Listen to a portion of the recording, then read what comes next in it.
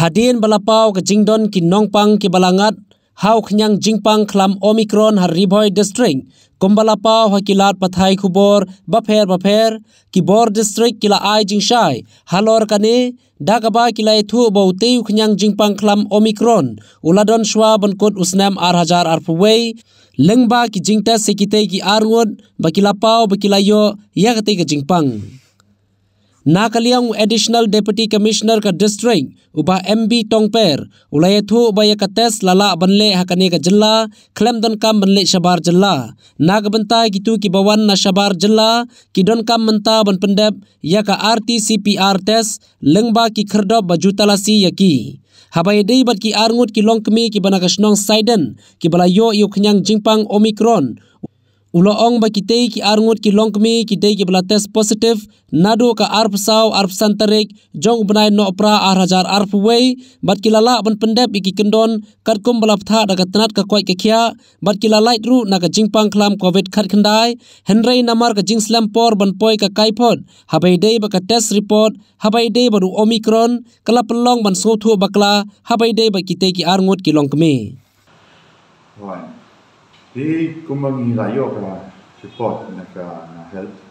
kini case kila tested positive naru usung mulai unai fall centric December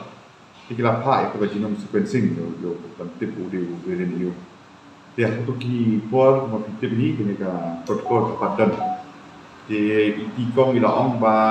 imde ibasan mo ilong i kamde sisa traveler mo kam lech to di lalengo di yo itu variant tika katik sutu kolong ba ila ikendo ino beladan yo tu Khniang Jingpang tu mangong hi kani latest positive lu 9 December tahun kapor ki double vaccination ki orang beach posted ni tempat long mandatory yang nika RT-PCR tindu ngi yo pada yang kani case ni latip ba gelapa genome sequencing ni latip ba kini ki Omicron case ka government ka le udu ni ka wan no ikana ka kan protocol lo santrik ke menta dia ko check gate tu wala pidi double vaccinated tu kan hapan wan ra ka RT-PCR report negative report 72 hours kani ka apply ki tourist ne ki returnees di one patch state tu berkum juru kiba wan tang si ru kan hapan wan ra kan negative report ni long very strict ya ni marka ketika kita ada pada di kampung santam ada apa ni